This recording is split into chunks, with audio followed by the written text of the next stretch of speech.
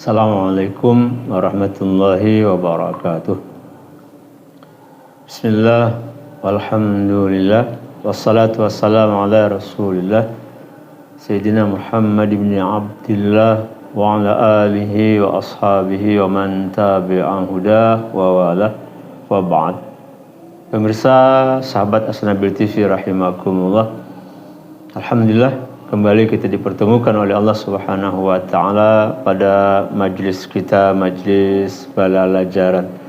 Harapannya mudah-mudahan apa yang kita pelajari selalu diberikan kemanfaatan oleh Allah Subhanahu wa taala, kemanfaatan dalam amal-amal kita, dan mudah-mudahan amal-amal itu selalu diterima oleh Allah Subhanahu wa taala.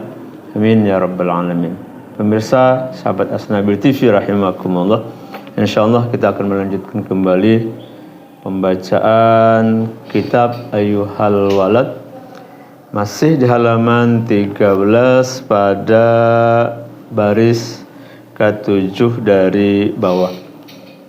Qala al-musannifu rahimahullahu ta'ala wa nafa'ana bi'ulumihi wa bi'ulumi masyaikhihi wa talamidihi wa bi'ulumikum fid daraini amin.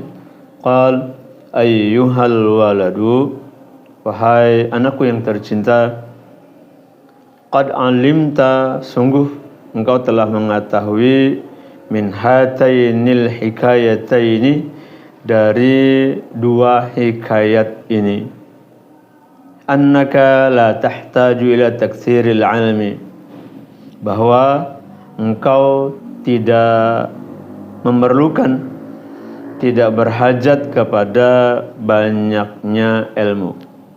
Ini nasihat kembali daripada Imam Al-Ghazali rahimahullahu ta'ala kepada murid beliau, di mana beliau menyebutkan bahwa sang murid sudah mengetahui dari dua hikayat sebelumnya. Pada pertemuan kita sebelumnya, kita sudah mengulang bagaimana Al-Imam Al-Hatim, beliau belajar selama kurang lebih 30 tahun, yang beliau dapatkan 8 faidah. Dan dari 8 faidah itu semuanya beliau amalkan. Yang kedua, sebelumnya adalah hikayat Al-Imam Asyibli. Beliau belajar dengan banyak guru. Beliau menyebutkan kurang lebih 400 guru yang beliau temui untuk belajar. Dan tidak hanya itu, tapi juga beliau berkhidmat kepada mereka, mengabdi kepada guru-guru beliau. Dan beliau juga membaca 4.000 buah hadis. Tapi setelah beliau merenungi hadis-hadis tersebut, kemudian hanya 1 hadis yang beliau ambil dan beliau amalkan. Isi hadis itu barangkali pemirsa masih ingat, di antaranya Inna Nabiya sallallahu alaihi wa alihi wasallam qala li ba'di ashabihi, bahwa Nabi sallallahu alaihi wa alihi wasallam beliau bersabda bagi sebagian sahabat beliau, i'mal lidunyaka biqadri maqamika fihi, beramallah, lakukanlah amal untuk duniamu dengan atau sekedar kamu tinggal di dalam dunia. Ketika kita berada di dunia ini, maka apa yang kita perlukan untuk dunia kita, kita persiapkan. Kita mempersiapkan rumah, persiapkan yang lain-lainnya, seingat ada sandang, pangan, papan, dan lain sebagainya. Untuk apa? Untuk kita hidup di dunia ini.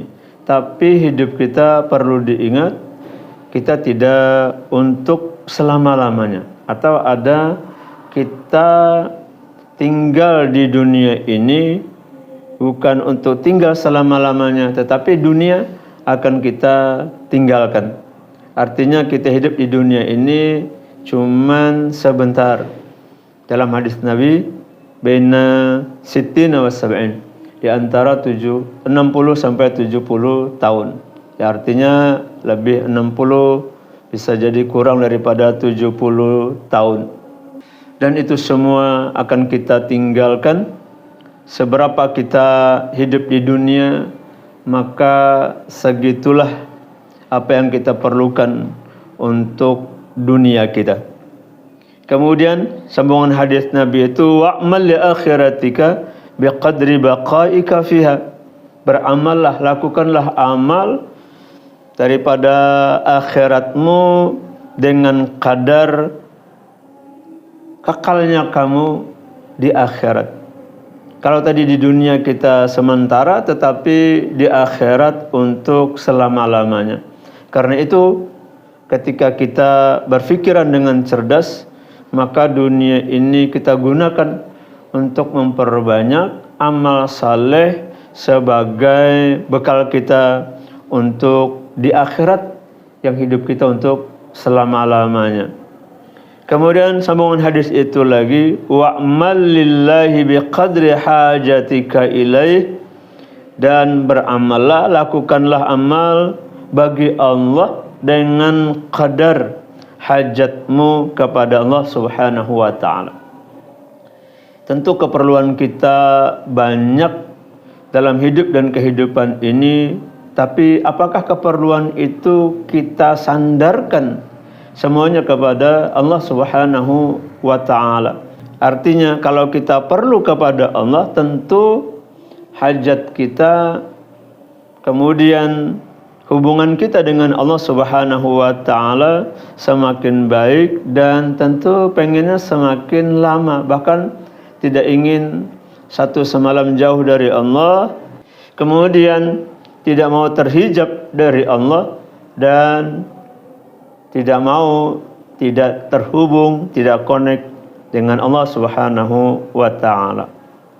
Karena itu kita selalu berhajat kepada Allah Subhanahu wa ta'ala sepanjang hidup kita, tidak hanya di dunia tapi sampai ke akhirat nanti.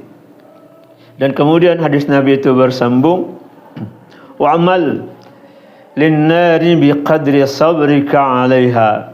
Lakukanlah amal, silahkan kamu beramal apa saja yang kamu kerjakan, tapi ingat, jangan sampai kita dengan amal itu dimasukkan ke dalam nerakanya Allah Subhanahu wa ta'ala. Atau kalau memang kita pengen masuk surga ke dalam nerakanya Allah, sabarkah engkau, kata Imam Al-Ghazali, pada saat berada di dalamnya. Tentu secara akal sehat, secara logika kita tidak ingin hal-hal yang menderita di dunia saja, kita tidak mau, lebih-lebih di akhirat yang namanya nerakanya Allah Subhanahu wa ta'ala. Wal ana, karena itu kata Imam Al-Ghazali, sekarang ubayyinu, saya akan menjelaskan, laka, bagimu, ma yajibu ala saliki sabilil haqqi, apa-apa yang mesti dimiliki atau apa-apa yang wajib atas orang yang menempuh sabilil haqqi, jalan al-haq, jalan kebenaran, jalannya Allah Subhanahu wa ta'ala. Kalau tadi Imam Al-Ghazali menasihati murid beliau bahwa engkau tidak berhajat kepada banyaknya ilmu, lalu berhajat kepada apa? Tentu berhajat kepada ilmu, kemudian berhajat kepada amal. Dan amal itu tentu juga berkaitan dengan ilmu. Ilmu berkaitan dengan seorang guru. Nah, kemudian Al-Imam Al-Ghazali menyebutkan terusan daripada ucapan beliau, wa'alam, i'lam, ketahuilah, annahu yang bagi lil saliki, bagi orang yang menempuh jalan menuju Allah. Syekhun, perlu seorang guru, mursyidun, yang membimbing, yang mursyid, murabbin, yang mampu memberikan pendidikan. Untuk apa kita memerlukan seorang guru tadi? Liyukhrijal akhlaq, agar si guru itu yang tadi mursyid, yang murabbi itu mengeluarkan al-akhlaq as-sayyi'ah, akhlak yang buruk, minhu, dari orang yang menjalani jalan Allah Subhanahu wa ta'ala. Bitarbiyatihi, dengan cara tarbiyah beliau, dengan cara pendidikan dari beliau. Karena itu nantinya dari mursyid ke mursyid, dari guru ke guru itu tentu berbagai macam metode yang diberikan.